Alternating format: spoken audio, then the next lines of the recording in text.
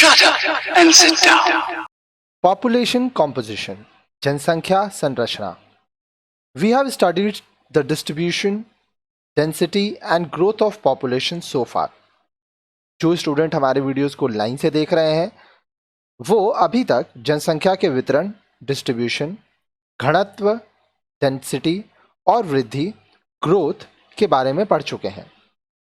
You would have been able to understand that the net effect of the difference between birth rate and death rate determines the pace and trend of population change. आप समझते हैं कि जन्म दर और मृत्यु दर के बीच का अंतर जनसंख्या परिवर्तन की गति और प्रवृत्ति का निर्धारण करती है. This net effect also demonstrates the composition of population, which is an important factor influencing not only the pace of population growth but also the quality of population as a human resource. यह न केवल जनसंख्या वृद्धि की गति बल्कि मानव संसाधन की गुणवत्ता को निर्धारित करने के लिए एक महत्वपूर्ण कारक है. Now, what is population composition? अब क्या आप जानते हैं कि जनसंख्या संरचना पॉपुलेशन कॉम्पोजिशन क्या है? Population composition is the description of population defined by characteristics such as age, sex, rural और अर्बन और लिटरेसी स्टेटस. जनसंख्या संरचना जनसंख्या का वर्णन करता है जिसमें विभिन्न विशेषताओं द्वारा परिभाषित किया जाता है जैसे उम्र, एज, लिंग, सेक्स, ग्रामीण, शहरी, रूरल, अर्बन या साक्षरता, लिटरेसी की स्थिति. We shall therefore try to understand the following aspect of the population composition in India. इसलिए हम भारत में जनसंख्या संरचना के निम्नलिखित पहलुओं को समझने की कोशिश करेंगे. एज कॉम्पोजिशन, आयु संरचना, सेक्स कॉम्पोजिशन, लिंग संरचना, रूरल अर्बन कॉम्पोजिशन, ग्रामीण शहरी संरचना और लिटरेसी साक्षरता. तो आइए सबसे पहले हम लोग एज कॉम्पोजिशन से स्टार्ट करते हैं. एज कॉम्पोजिशन, आयु संरचना. The age composition of population has significant implication for the current and future development of a country. देश के वर्तमान और भविष्य के विकास के लिए आबादी की उम्र संरचना का महत्वपूर्ण प्रभाव पड़ता है. Population has been traditionally divided into three broad age groups: children 0 to 14 years, adults 15 to 60 years and old more than 60 years. सामान्यतः आबादी को तीन वर्गों में रखा जाता है: बच्चे 0 से 14 वर्ष की उम्र तक, वयस्क 15 से 60 वर्ष की उम्र तक और वृद्ध 60 वर्ष की उम्र से ज्यादा. Figure 14.7 shows age composition of Indian population in the above mentioned groups. अब देखिए, इन तीन वर्गों में भारतीय आबादी की उम्र संरचना को चित्र संख्या 14.7 दर्शाता है. If we compare the data from 1971, it is obvious that the child population is declining and the population of adult has been increasing. बोल रहा है यदि हम 1971 के आंकड़ों की तुलना करें तो यह स्पष्ट है कि बच्चों की संख्या में गिरावट और वयस्कों की संख्या में वृद्धि हो रही है. तो आइए ये टेबल आपको चार्ट हम बताते हैं. ये क्या है? Age composition of population for selected broad age groups. जनसंख्या के चुने हुए ब्रॉड समूह के लिए उम्र संरचना कब से कब तक का है? 1961 से 2001. Population in percentage. ठीक है, अब इसमें क्या क्या लिया गया है? Child 0 to 14 years of age, adult 15 to 59 years of age, old 60 और 60 प्लस. अब 1961 में आप देखिए 41%, मान लीजिए अगर 100% जनसंख्या है या 100 लोग हैं तो उसमें 41% बच्चे थे 0 से 14, साल के उम्र के, अडल्ट 53.3%, ओल्ड 5.7%। नीचे की तरफ आइए, 1971 41.4 जो थे वो थे 0 to 14 के बीच में, मतलब बच्चे। 53.4% अडल्ट, 5.2% ओल्ड। 1981 में 39.7% चिल्ड्रन, 54.1% अडल्ट, 6.2% ओल्ड। अब ये अगेंस्ट बोल रहा हूं, मान लीजिए 100 लोग हैं तो उसमें 39.7, ठीक है। अब ये क्या है कि करोड़ों में है इसलिए ऐसे है। फिर 1991 में 36.5% बच्चे हैं, 57.1% अडल्ट, 6.4% ओल्ड। 2001 में हर 100 जन में 35.3 बच्चे हैं जिनका उम्र 0 to 14 ईयर्स के बीच में है। फिर 15 to 59 ईयर्स के बीच में जो लोग हैं वो 56.9%, 60 और 60 प्लस 7.8%, ठीक है। तो ये एज कॉम्पोजिशन हुआ। आगे देखिए, however population of the old is also increasing. आप यहाँ पे चार्ट में ये भी देखिए कि पॉपुलेशन जो है, हालांकि वृद्धों की आबादी भी बढ़ रही है। In this way the share of dependent population is increasing. इस तरह से जो वृद्ध और बच्चे, इनकी पॉपुलेशन बढ़ रही है और ये डिपेंडेंट होते हैं। ये किस पे डिपेंडेंट होते हैं? अडल्ट के ऊपर। Population of the old and children put together constitute the dependent population. वृद्ध और बच्चों की जो कुल आबादी है उसको हम लोग डिपेंडेंट पॉपुलेशन, आश्रित आबादी कहते हैं। When the number of dependent population increases, the dependency ratio goes up. जब आश्रित आबादी, डिपेंडेंट पॉपुलेशन की संख्या बढ़ती है तो निर्भरता अनुपात ज्यादा होता है, डिपेंडेंसी रेशियो। अब इसको आप इस तरह समझिए, आपके घर में दादाजी हो सकते हैं, दादा दादी, मम्मी पापा, आप मान लीजिए 2 बच्चे, ठीक है। अब मान लीजिए दादा दादी जो है उनका उम्र 60 साल से ज़्यादा है। आप और आपकी जो बहन हो या भाई वो 0 से 14 के बीच में है, और आपके मम्मी पापा 15 to 59 के बीच में, ठीक है। तो 2 बच्चे हैं, 2 अडल्ट हैं और 2 यहाँ पे ओल्ड हैं। अब देखिए, ये जो बच्चे हैं और अडल्ट ओल्ड, ये तो पूरे के पूरे इन दोनों पे निर्भर है। अब मान लीजिए इसमें अगर सिर्फ पापा काम करते हैं, ठीक है, तो ये 5 जन, 6 जन का परिवार में जो 5 जन है उसमें सब पापा के इनकम के ऊपर डिपेंडेंट है। अब यहाँ पे आपको ये भी समझना होगा कि सिर्फ ऑफिस को काम नहीं कहते हैं, ठीक है। मम्मी जो घर पे पूरा संभाल रही है वो भी एक तरह का बहुत इंपॉर्टेंट वर्क है, ठीक है, तो उसको नेग्लेक्ट मत कीजिएगा। डू यू नो, क्या आप जानते हैं डिपेंडेंसी रेशियो? अब देखिए, जिसको हम लोग निर्भरता अनुपात कहते हैं, ये कैसे निकलता है? Dependent population 0 to 14 years plus more than 60 years old. निर्भर जनसंख्या कौन है? 0 से 14 वर्ष तथा 60 वर्षों से अधिक जो होंगे उनको हम लोग ऐड करेंगे, डिवाइड करेंगे working population 15 to 59 years into 100। अब यहाँ पे हम लोग ये मान रहे हैं कि हर इंसान जो 15 से 59, 15 to 59 ईयर्स के बीच में है, वो वर्किंग प्रोफेशनल है, वो काम कर रहा है, ठीक है। Suppose in a district dependent population 0 to 14 years plus more than 60 years is 7,000 and working population 15 to 59 years is 18,000।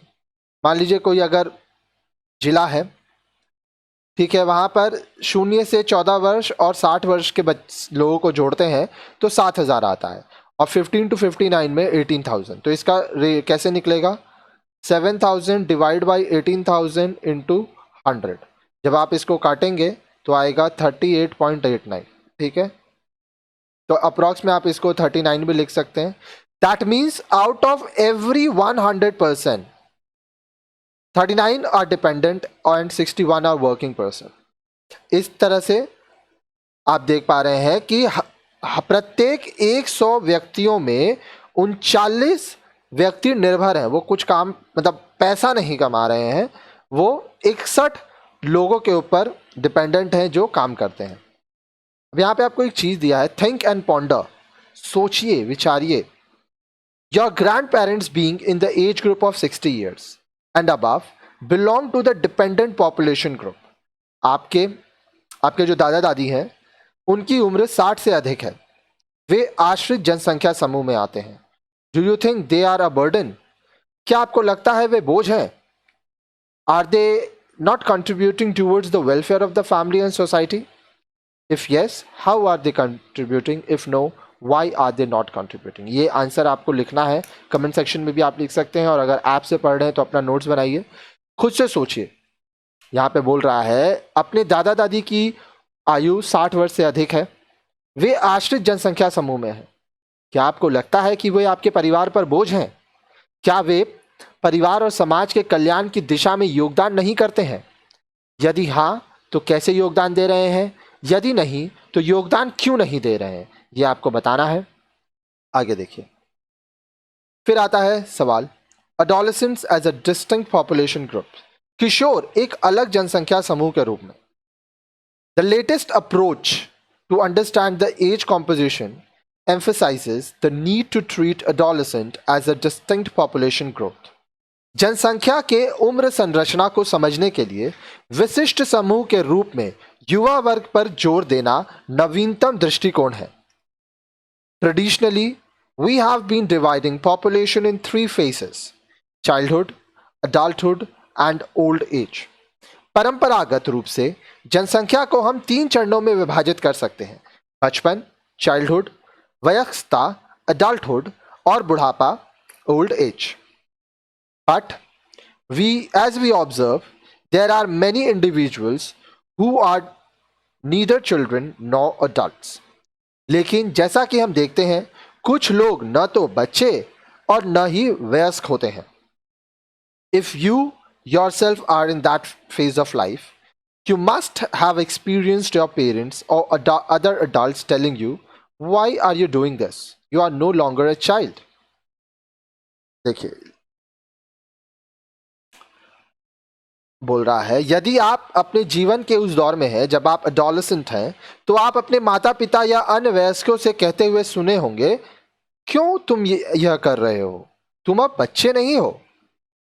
On another occasion, the same adults would be telling, how can you do this? You are not an adult.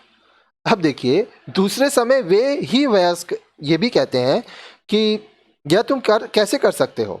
तुम अभी बड़े नहीं हुए हो।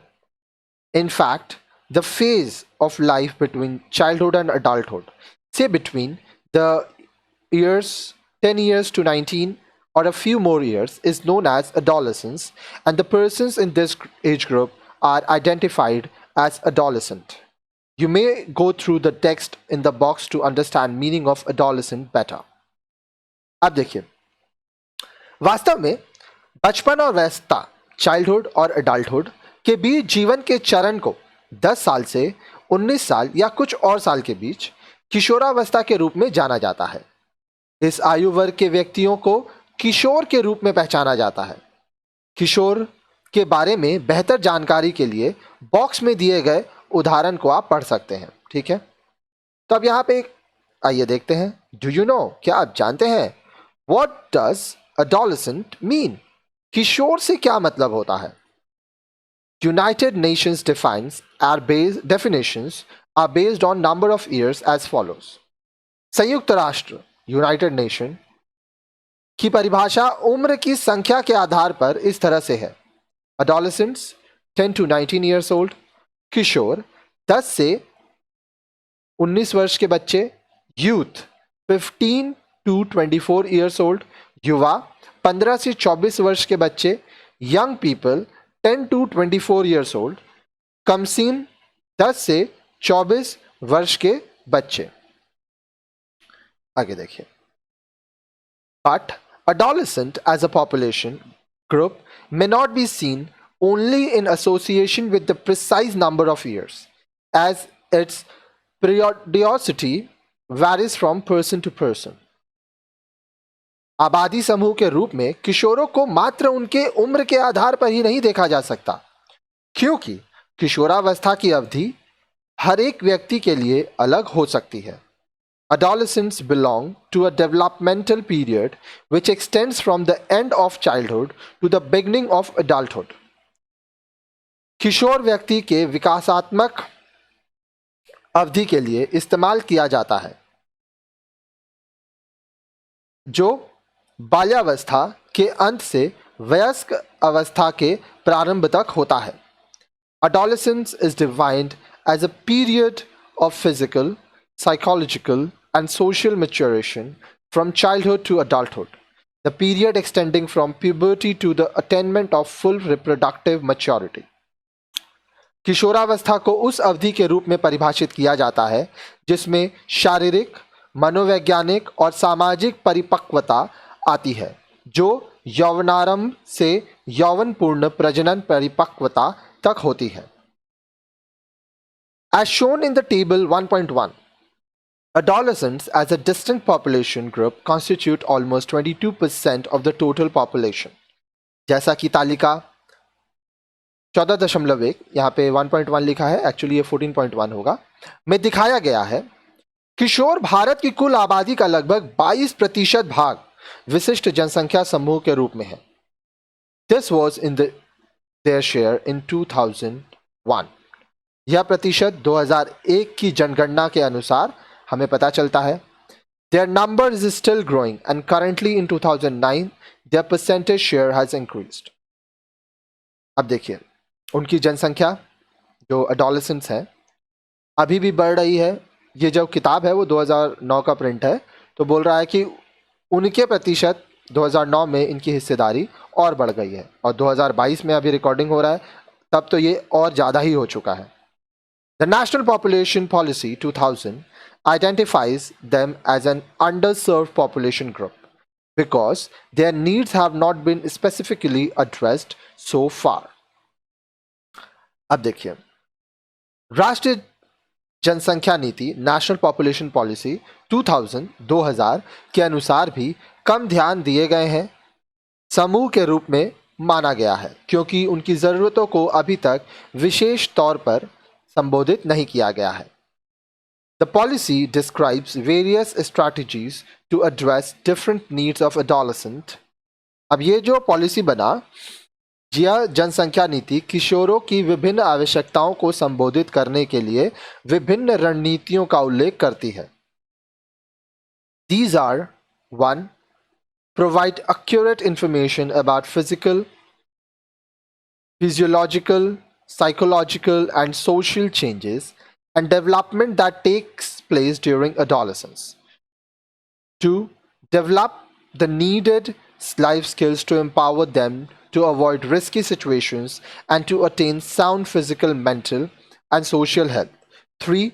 Provide food supplements and nutritional services and make available the needed health and counseling services available to them. इसको पहले ध्यान से सुनिए, समझिए. अब देखिए क्या क्या नीतियां थी. पहला, किशोरावस्था में होने वाली शरीर क्रियात्मक फिजियोलॉजिकल, मनोवैज्ञानिक साइकोलॉजिकल और सामाजिक परिवर्तन व विकास के बारे में पूर्ण एवं ठीक जानकारी उपलब्ध करना. दूसरा, खतरनाक स्थितियों से बचने और सही शारीरिक, मानसिक और सामाजिक स्वास्थ्य की प्राप्ति के लिए उचित व जरूरी जीवन कौशल विकसित कर उन्हें सशक्त करना. आहार पूरक और पोषण सेवाएं उपलब्ध कराना और जरूरी स्वास्थ्य और परामर्श सुविधाएं उपलब्ध कराना. अब देखिए यहाँ पे आपको दे रहा है trend in sex ratio in India. Bharat में लिंग अनुपात का रुझान ध्यान से समझिएगा. 1901 से 2001 तक दिया गया है, पूरा 100 साल का. 1901 sex ratio, child sex ratio 972, 1991 में 964, 955, 950, 945. ये ग्रेजुअली बढ़ता गया है. ठीक है, ये सेक्स रेशियो है. आगे देखिए, आगे हम लोग टेबल भी देखेंगे जहाँ पे आपको ये पता चलेगा कि adolescents 10 to 19 years by sex in 1000 in India 1991 to 2001. Census year है 1991 और 2001 का दिया गया है. Total number of adolescents 1,81,419. ये थाउजेंड्स में है. ठीक है, सेक्स इन थाउजेंड्स होगा ये. और 2,25,061. Again, this is in thousands. Percentage of total population 1991 में जो अडोलेसेंस का था वो 21.4 था. 100 साल बाद 21.9. मेल इसमें कितने हैं? 95,969. 1,19,571. फीमेल जो है, अच्छा ये पॉपुलेशन 21.9, 22.4 ये मेल का है. इसमें टोटल फीमेल ये जो 1,81,419 आप देख रहे हैं उसमें 85,450 फीमेल थी जिनका 21% पॉपुलेशन था. ये 2,25,061 में से 1,05,490 अगेन फीमेल 21.2. ठीक है, तो ये क्या था? ये आपका पॉपुलेशन था. ठीक है, एडोलेसेंट्स का. फिर आता है आपका सेक्स कॉम्पोजिशन. अभी तक हम लोग जो पढ़े थे उसके आगे आपका आ रहा है सेक्स कंपोजिशन, लिंग की संरचना के आधार पर. Sex composition is a very significant indicator of the quality of population of a country as a human resource. मानव संसाधन के रूप में किसी भी देश की जनसंख्या की लिंग संरचना एक महत्वपूर्ण गुणात्मक सूचक है. In fact, primarily it is understood on the basis of sex ratio. वास्तव में यह मुख्य रूप से लिंग अनुपात के आधार पर समझा जा सकता है. Sex ratio is defined as the number of females per 1,000 male. लिंग अनुपात प्रति 1,000 पुरुषों पर महिलाओं की संख्या के रूप में परिभाषित किया जाता है. अब यहां पे आप देखिए, ये सेक्स रेशियो है. 1951, 1961, 1971, 1981, 1991, 2000, 946, 941, 930, 934, 927, 933. ठीक है, अब यहाँ पे आगे आपको दिखा रहे हैं, ये कॉन्सेप्ट आपको समझ में आएगा. It is an important social indicator to measure the extent of prevailing equity between males and females at a given point of time. अब देखिए, किसी भी समय पर पुरुषों और महिलाओं के बीच मौजूदा समानता स्थिति मापने के लिए यह महत्वपूर्ण सामाजिक सूचक है. Sex ratio should be favourable. लिंग अनुपात अनुकूल होना चाहिए. But in our country sex ratio has always remained unfavorable to females and the matter of concern is that it has been declining. लेकिन हमारे देश में लिंग अनुपात हमेशा से महिलाओं के लिए प्रतिकूल बनी हुई है और चिंता की बात है कि यह गिरावट लगातार बनी हुई है. In the year 1901 there were 972 females per 1,000 male. In 2001 it has come down to 933 only. This trend is shown in the figure 14.8 A and B. बोल रहा है वर्ष 1901 में प्रति 1,000 पुरुषों पर 972 महिलाएं थी. वर्ष 2001 में यह घटकर 933 हो गई. इस प्रवृत्ति चित्र संख्या 14.8 में यह हम लोग देखे थे. ठीक है, आगे देखिए. सेक्स रेशियो अब निकाला कैसे जाता है? Sex ratio is calculated as follows. लिंग अनुपात निम्न प्रकार से इसको कैलकुलेट किया जाता है, इसकी गणना की जाती है. सेक्स रेशियो लिंग अनुपात, total number of females in a particular area divide by total numbers of male in the same area into 1000. एक क्षेत्र में कुल स्त्रियों की संख्या को आप डिवाइड करेंगे उसी क्षेत्र में कुल पुरुषों की संख्या और इसको मल्टीप्लाई करेंगे 1000 से.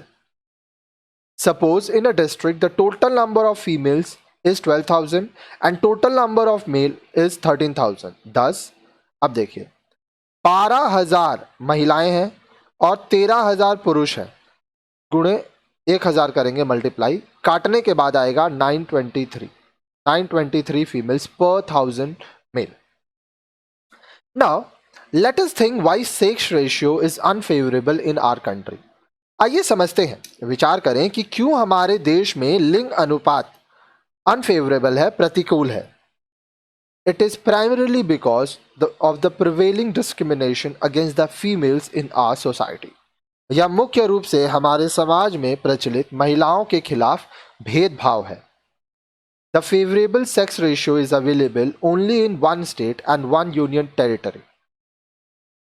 अनुकूल लिंग अनुपात मात्र एक राज्य और एक संघ शासित क्षेत्र में ही है. It is 1058 in the state of Kerala and 1001 in the Union Territory of Pondicherry, now known as Puducherry. अब देखिए ये कहाँ है, यह 1058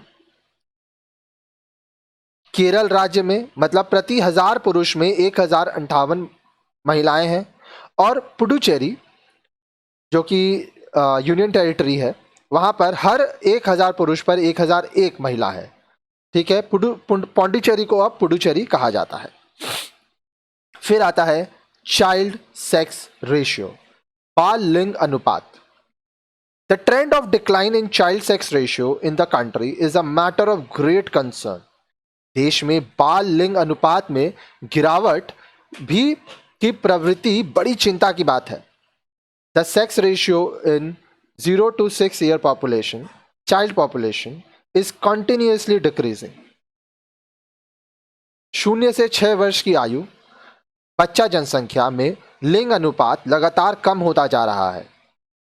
Whereas the 1991 and 2001 census reports shows some improvement in overall sex ratio.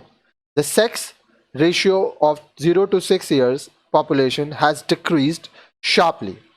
हालांकि 1991 और 2001 की जनगणना के अनुपात समग्र लिंग अनुपात में मामूली सा सुधार दर्शाता है, जबकि 0 से 6 वर्ष के बीच की अवधि में लिंग अनुपात में तेजी से कमी आई है।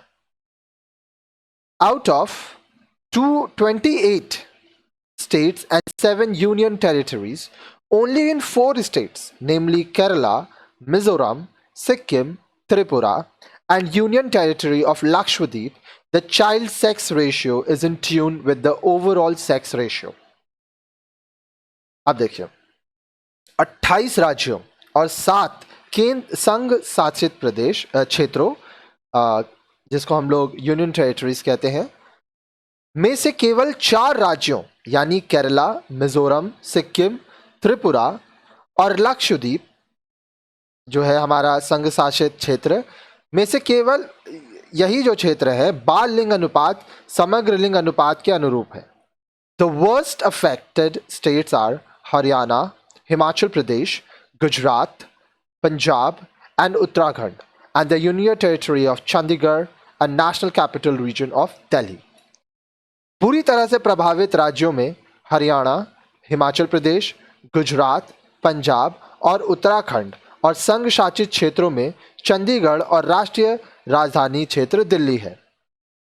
This decline in child sex ratio suggests the prevalence of the practices of female foeticide and female infanticide in these states. These practices are against the norms of civil society. बाल लिंग अनुपात इस बात को दर्शाता है कि इन राज्यों में कन्या भ्रूण हत्या और कन्या शिशु हत्या की प्रथा आज भी है। पता चलता है कि यह व्यवहार एक सभ्य समाज के नियमों के खिलाफ है। फिर आता है हमारा रूरल अर्बन कंपोजिशन, ग्रामीण शहरी संरचना। India has been a land of farmers and a country of villages.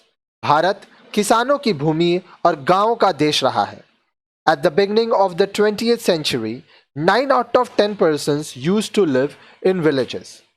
20वीं सदी के शुरुआत से 10 लोगों में से 9 लोग गांव में रहते थे। More than 3/4 of our population still lives in rural areas. हमारी आबादी का लगभग 3/4 लोग अभी भी ग्रामीण क्षेत्रों में रहते हैं। The urban area as in India is defined as one in which 3/4 of the population depends directly or indirectly on non-agricultural pursuits, with a minimum of 5,000 population and the density being not less than 400 person per square kilometer, and should have municipality, town area or municipal corporation. ध्यान से समझिएगा, भारत में शहरी क्षेत्र उन्हें कहा जाता है जहां 3/4 से ज्यादा लोग प्रत्यक्ष या अप्रत्यक्ष रूप से गैर कृषि कार्य में संलग्न हो, जनसंख्या कम से कम 5,000 तथा जनसंख्या घनत्व 400 व्यक्ति प्रति वर्ग किलोमीटर हो। इसके साथ साथ वहां पर म्युनिसिपल टाउन एरिया या म्युनिसिपल कॉरपोरेशन होना अनिवार्य है। It seems see figure 14.9 we are moving rather fast forward towards urbanization along with its consequences such as shortage of housing, water, electricity and encroachment on environment। ऐसा लगता है चित्र संख्या 14.9 में हम लोग ये देखेंगे। अभी हम लोग शहरीकरण अर्बनाइजेशन की ओर बहुत तेजी से आगे बढ़ रहे हैं, परंतु इसके साथ इसके दुष्परिणाम जैसे आवास की कमी, शॉर्टेज ऑफ हाउसिंग, जल, बिजली और पर्यावरण पर अतिक्रमण आदि सन्निहित होता है। अब देखिए ये आपका रूरल अर्बन चेंज है, यहां से समझिएगा। 1951 में जो पॉपुलेशन था मिलियन में, रूरल में 299 million, urban 62 million. Population wise जाए परसेंट तो 82.7% रूरल एरिया में और 70.3% अर्बन एरिया में। 1961 में रूरल पॉपुलेशन हो गया 360 मिलियन, अर्बन हो गया 79 मिलियन। तो रूरल परसेंटेज वाइज 82%, अर्बन 18%। यहाँ पे आप देख पा रहे हैं रूरल घट रहा है और अर्बन बढ़ रहा है। 1971 में 439 मिलियन रूरल पॉपुलेशन हुआ, 109 मिलियन अर्बन पॉपुलेशन। तो ये बढ़कर 80.1% रूरल, 19.9% अर्बन। 1981 में rural population 524 million, urban 159 million. Percentage wise 76.77 rural population, 23.3 urban population. 1991 में 629 मिलियन लोग जो थे वो गांव में रहते थे, ग्रामीण क्षेत्रों में, 218 million urban areas. Percentage wise rural 74.3, urban 25.7। 2001 में rural 742 million, urban 285। Percentage wise 72.2% population rural, 27.8। अब यहाँ पे एक चीज़ देखिए, अगर मैं 1951 का लूँ तो कहाँ 17.3% टोटल पॉपुलेशन का था, ये 2001 में 27.8% हो गया। ठीक है, और अगर गांव का लूँ ग्रामीण तो 82.7% से ये कम होके 72.2% हो गया। ठीक है, तो इस तरह से चेंजेस होते हैं। फिर आता है आपका लिटरेसी, जिसको हम लोग साक्षरता कहते हैं। देखिए पढ़ा लिखा होना बहुत ज़रूरी होता है। ठीक है, literacy is an indicator of development in any society. साक्षरता किसी भी समाज में विकास का महत्वपूर्ण संकेत है। ठीक है, as defined in census report, a person aged between 7 and above who can both read and write with understanding in any language is treated as literate। अब देखिए, जैसे कि जनगणना रिपोर्ट में परिभाषित किया गया है कि 7 वर्ष या उससे ज्यादा का व्यक्ति जो किसी भी भाषा में समझदारी के साथ लिखना और पढ़ना जानता है उसे हम पढ़ा लिखा कहते हैं। अब यहाँ पे लिटरेसी रेट का पहले हम लोग चार्ट देख लेते हैं, फिर बात पढ़ेंगे। देखिए यहाँ पे मेल फीमेल का है लिटरेसी रेट इन इंडिया। 1951 में 18.33%, मतलब हर 100 लोगों में लगभग 18 लोग पढ़े लिखे थे। अब ये जो आप पहला वाला जो कलर देख रहे हैं ये लड़कों का है, दूसरा लड़कियों का। पहले लड़कियां उतनी पढ़ी लिखी नहीं होती थी, लेकिन अब 2001 में देखिए तो ये लगभग एक बराबर होने को आ गया। 2022 में अगर मैं कहूँ तो लड़कियां और लड़के का जो परसेंटेज है वो एक जैसा ऑलमोस्ट हो चुका है। ठीक है, हर क्षेत्र में लड़कियां बहुत उम्दा कार्य कर रही हैं। Literacy rate in our country was 18.33% in 1951।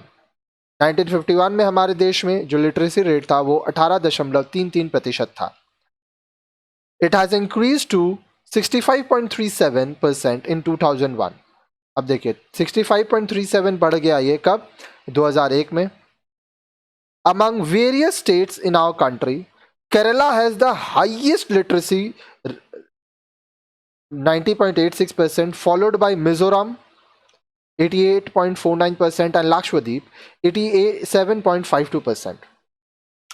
ध्यान से समझिएगा, हमारे देश के विभिन्न राज्यों में केरल सबसे ज्यादा वहां लोग पढ़े लिखे होते हैं 90.86%, उसके बाद मिजोरम जहां 88.49% और लक्षद्वीप फिर आता है 87.52% लोग पढ़े लिखे हैं. But the literacy rate in general is lower among females as compare to male, figure 14.10. हालांकि सामान्य रूप से पुरुषों की तुलना में महिला साक्षरता दर कम रही है, लेकिन अब वो काफी हद तक बढ़ रही है. ठीक है, आगे देखिए. यहां पे क्या समझा रहा है, ध्यान से समझिएगा. We have thus been able to understand that the population of any country cannot become its greatest resource only by virtue of its number. इस प्रकार हम यह समझ पाए हैं कि किसी भी देश की आबादी वहां का सबसे बड़ा संसाधन मात्र संख्या के आधार पर ही नहीं बन सकता. बहुत सारे कारक होते हैं, बहुत सारी परिस्थितियां होती हैं जिनको हम लोगों को ध्यान देना होता है. We have to take them in account. आगे देखिए. The country has to invest to improve the quality of demographic characteristics and convert the number into a resource. देश के लिए जनसांख्यिकीय विशेषताओं की गुणवत्ता में सुधार करने के लिए देश को एक बड़ा सा निवेश करना पड़ता है ताकि बड़ी संख्या को एक संसाधन के रूप में परिवर्तित किया जा सके. For converting the number into human resources, India, like many other countries of the world, has been adopting and implementing policies and programs. In the next section, therefore, we shall try to understand policies of government of India in respect of population and empowerment for women. अब देखिए, देश की आबादी को मानव संसाधन के रूप में परिवर्तित करने के लिए दुनिया के कई अन्य देशों की तरह भारत भी नीतियों और कार्यक्रमों को लागू करता है. इसलिए अगले अनुभाग में हम महिलाओं के सशक्तिकरण के संबंध में भारत सरकार की जनसंख्या नीतियों को समझने की कोशिश करेंगे. ठीक है, तो नेक्स्ट वीडियो में आप क्या पढ़ेंगे, आइए मैं बताता हूं. नेक्स्ट वीडियो में आप पढ़ेंगे पॉपुलेशन पॉलिसीज इन इंडिया. ठीक है.